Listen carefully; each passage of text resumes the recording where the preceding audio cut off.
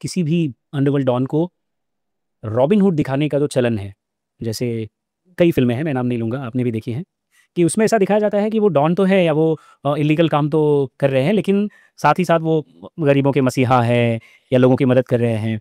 चाहे अब मैं नाम ले ही लेता हूँ, जैसे फॉर एग्ज़ाम्पल दयावान, जितना मुझे याद है, वो वरदराजन पर बेस्ड थी।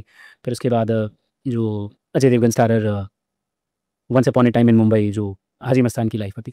तो क्या ये रियल लाइफ में भी इतने ये लोग रॉबिन हुड थे या क्या था ये?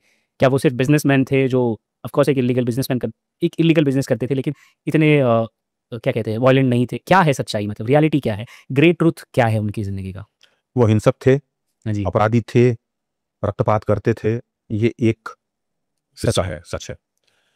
वो लोगों की मदद करते थे, वो लोगों के मुहाफिज थे, गरीबों की सहायता करते थे, ये दूसरा पक्ष है। उसके पीछे दो कारण होते थे कि ये गरीबों की या अपने इलाके के लोगों की क्यों मदद करते थे। एक तो ये है कि मदद करने से उन्हें सिंपैथी मिलती थी, सपोर्ट मिलता है। सपोर्ट मिलता था, और उनके बीच से ही उनके लिए वर्कर्स आते थे। हुँ। गैंग में शामिल होने के लिए नए रंग रूप मिलते थे।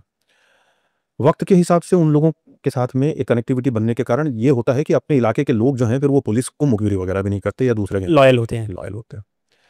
अब अरुण गवली की जैसे बात कीजिए, आप चले जाइए दगड़ी चाल और उसके आसपास भाईकला के इलाके में, अगर कोई मुसलमान भी उसके मुखालफत में एक शब्द कह दे तो मैं मान जाऊंगा, क्योंकि उसने हिंदुओं को ही नहीं, वहां के इलाके के मुसलमानों के लिए भी बहुत उसने काम किया।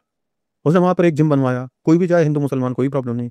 उसने एक कंप्यूटर लैब डलवाई, सारे बच्चे आकर के वहां पे कंप्यूटर की ट्रेनिंग लेते थे, उसके कारण वो लोग सब अच्छे अच्छे जॉब्स में लगे, अच्छे काम शुरू कर दिए उन्होंने। तो अब इसका एक ये कारण था। दूसरा ये है कि ये जो डॉन्स वगैरह होते हैं ना, ये अपनी गरीबी नहीं भूले हुए होते हैं।